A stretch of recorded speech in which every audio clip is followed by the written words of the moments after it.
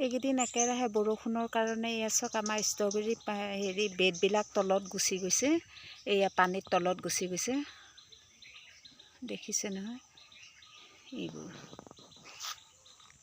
আৰু যোৱা ৰাতি বৰষুণৰ কাৰণে এই বহুত ষ্ট্ৰবেৰী নষ্ট হৈ গৈছে। বতাহ, বৰষুণ, শিল বৰষুণ। এয়া আমাৰ মানুহজনে যিকেইটা ভাল আছে তেনে বাছি বাছি ছিঙি আছে। এইবিলাক চাওক কিমান পানী হৈ গৈছে মাজে মাজে। এইবিলাক বহুত ষ্ট্ৰবেৰী গছবিলাক, ফলবিলাক বহুত নষ্ট হৈ গৈছে বতাহ, বৰষুণ আৰু শিল দিয়াৰ কাৰণে।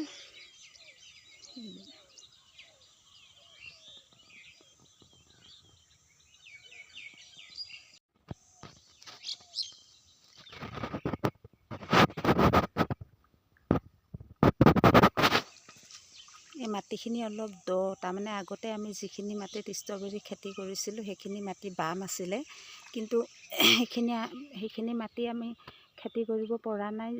সেইটো কাৰণে অলপ এই আমাৰ বাৰীৰ ঘৰৰ কাষৰ মাটিখিনি অলপ দমূৰীয়া, অলপ বৰষুণ দিলেই তাৰমানে পানী জমা হয়।